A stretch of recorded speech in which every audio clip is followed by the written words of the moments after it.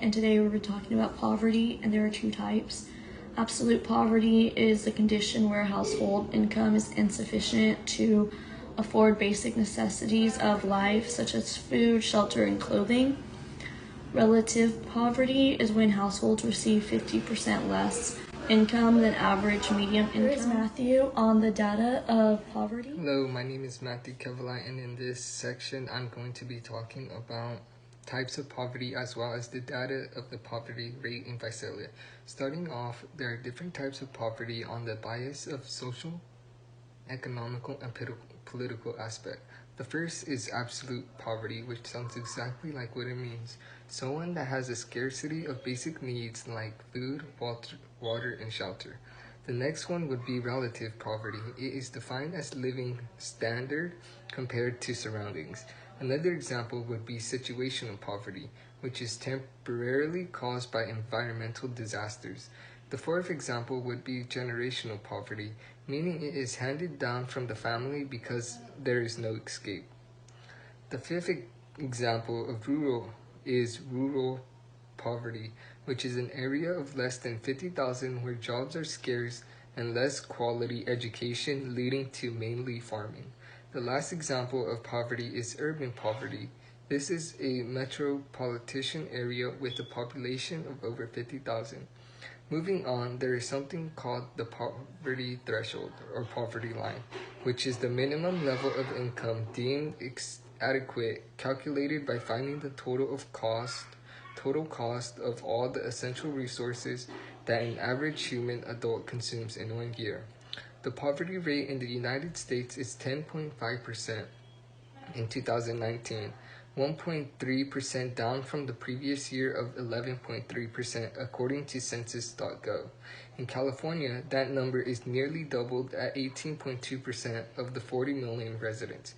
Looking more in depth, the poverty rate in Visalia is 18.4% according to census.gov. With this information, we can conclude that the poverty rate in Visalia is high compared to others which have a bigger population. Now moving on to real-world examples. Nelly on what it's like being poor. My name is Nelly Alvarado Ramos, and I'm going to be showing you guys what it's like to be poor and a bum. Most people don't choose to live out in the street. They just randomly happen, and they just go around finding random things and picking up random things to survive for their home or another place. And so they just come everywhere to places like this that look like this, and you can see it's not good. Or they go around to survive for food or money. They start picking up plants and little things like this, so they can start building their home and keeping themselves warm. Or even going through trash. I know that some of you guys often see people going through the trash like this and finding food and just eating it and just like up. And then this, and then they go and travel they start from one place to another, and then they find their homes. And they're here, taking water. So you guys should consider yourself really blessed for being able to live under a roof and not something like this, like a bridge. Consider this a bridge, and being able to drink water out of your house or water bottles, not out of dirty river, pond, dirty fountain, and having clothes to wear. Here is Lewis on health changes. The topic my group based our presentation on is poverty. Poverty increases the chances of poor health. Poor health in turn traps communities in poverty. Infectious and neglected tropical diseases kill and weaken millions of the poorest and most vulnerable people each year.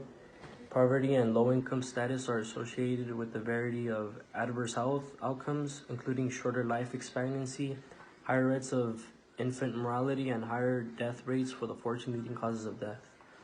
These effects are mediated through individual and community level mechanisms.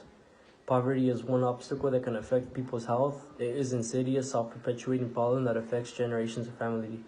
Beginning in others and continuing throughout an individual's life, poverty affects health via complex mechanisms. Life expectancy, learning abilities, health behaviors, and risk for developing disease are affected by poverty, as are educational, work, and lifestyle opportunities.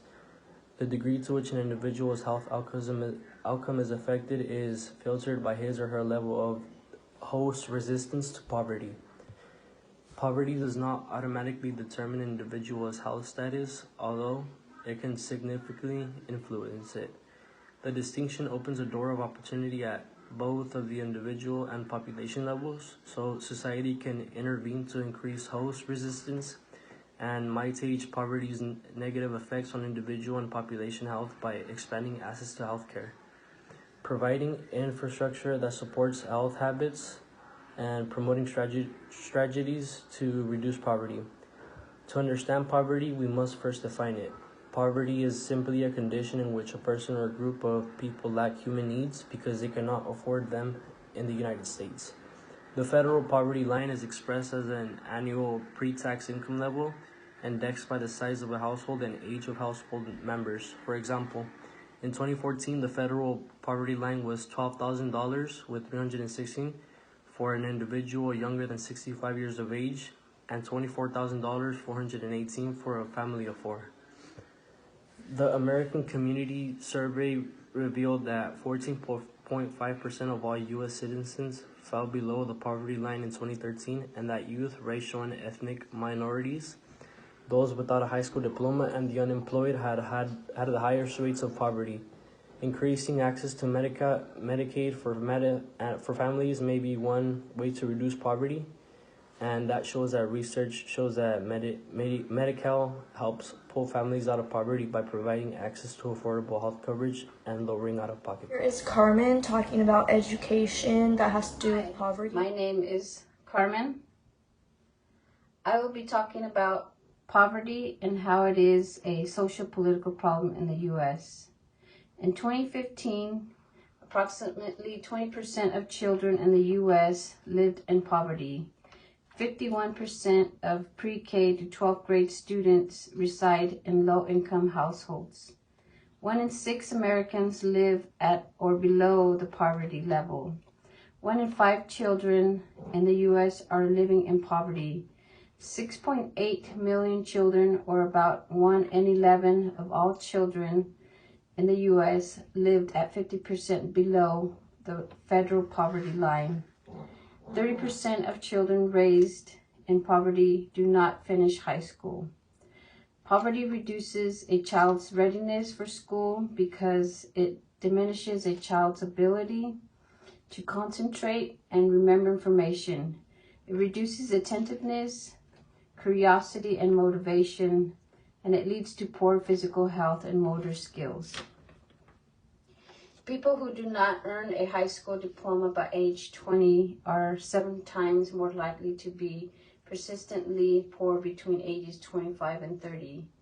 Children who grow up in impoverished complete fewer years of schooling and earn much lower income than people who did not grow up poor. Children who grow up poor in the U.S. are more likely to be in poor health.